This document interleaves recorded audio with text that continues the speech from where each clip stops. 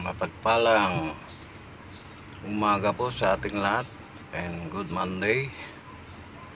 May panibago na naman na sa batas trapiko sa ating dyan sa Isabela na ginawa ng mga mangbabatas, ang mga katulad nating mga truck driver na 40 distansya raw sa mga truck driver. Paano hindi magkaka-traffic? Dapat sana sa batas trapiko pantay-pantay, walang mahirap, walang mayaman. Ang pagkakaalam ko po sa mga tulad namin mga truck driver, lalo dyan sa bundok, kung may nasisiraan pong mga sasakyan, yun lang, mag-overtake lang kami yung magkakantarplo. Pero sa totoo, bihira po kayo makakakita ng mga truck na nagkakantarplo po. Huwag po sana kayong magagalit yung mga gumagawa ng mambabatas na panibagong batas trapiko dyan sa parting Region 2. Sana po maunawaan nyo po kaming mga truck driver. Dapat pantay-pantay, walang mahirap, walang mayaman. Hindi lang po puro truck driver ang nagiging masama sa daan. Sana po pag-aralan yung mabuti. Lalo yung mga service, parang langgam yan. Kapag nagkanterflow ang isa, sunod-sunod na po yan, kahit talanganin. Kaya nagkakanta at traffic. Yan, tuloy, nagkaka-aksidente. Kaming mga truck driver, hindi po kami marunong magkanterflow. Dahil nag-seminar po kami. Yung 40 meters na distansya ng mga truck driver, abutin po tayo ng kumbaga sa kordon, abutin tayo hanggang Itiage ang traffic. Malayo yung 40 meters. Ang pagkakaalam ko po 10 meters distansya. Sa Patag naman 5 meters. Yun po ang pagkakaalam ko. Pero yung 40 meters distansya ng mga truck, lalo kung traffic po, hindi po makakukan po yan. Masyadong malayo na po yun. Pero hindi po kami, ako isang truck driver po. Sana wag po kayong magagalit sa akin na gumawa ng mga sir nang gumawa ng mambabatas ng batas trapiko. Sana pantay-pantay, walang mahirap, walang mayaman. Yung kapag sinaluduan na yung mga service, yung wala na. O kaming mga truck driver, lisensya, tikit agad po. Bakit yung mga 4 wheels sasaluduan lang, sasaluduan rin, pero wala pa akong sinasabing masama. Dapat sana po pantay-pantay po.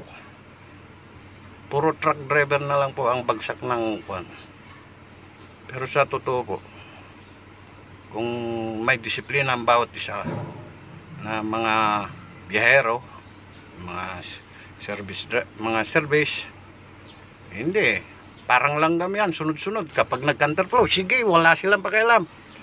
Kaming mga truck driver, pre-preno po kami dahil ayaw po namin maka-aksidente gawa ng sa amin ng bagsak, kahit hindi namin kasalanan. Pag may pera, ayos. Kaming mga truck driver, lisensya, kulong, kahit hindi namin kasalanan. Tanggap po namin po yung panibago yung sa batas trapiko po. Pero sa totoo po, pantay-pantay po sana, walang mayaman. Lalong-lalo na sa traffic. Dadaan yan, exclusive, sasaluduan lang. Okay na. O kaming mga truck driver, lisensya, titikitan na agad po. Kaya nga po kaming mga truck driver, tagapaghatid po kami ng pangangailangan ng bawat Pilipino. Bigas man, asukal, lahat ng produkto. Dapat pantay-pantay po. Hindi po yung wag po sana kayong magagalit. Nire-respeto ko po ang yung sa batas ninyo, batas trapiko po. Sana po maunawaan nyo po kami mga truck driver ng Isabela. Sa amin po, hindi po kami marunong magkanterflow. Halos 20-15 lang po ang takbo namin na may karga. Sa Patag, 30 lang po. Wala pong mabilis na sasakyan na truck. Maniwala po sa hindi. Yung maliliit, kapag nag-canterflow na yan, sunod-sunod na po yan. Dapat sana disiplina lahat. Walang mahirap, walang mayaman. Kaya nga batas trapiko na ginawa yan eh. Hindi po eh. Puro truck driver ang laging masama po sa highway. Kung wala naman po kaming mga truck driver, sino ang maghatid ng mga pangangailangan, mga paninda? Hindi naman makakargahan yung 4 wheels. Oh. Kung saan po kami nakakarating, gaya nito, nag-deliver po ako dito sa Batangas. Ihabol po namin, hindi po kami nagre-reklamo. Sana po pantay-pantay po ang batas trapiko.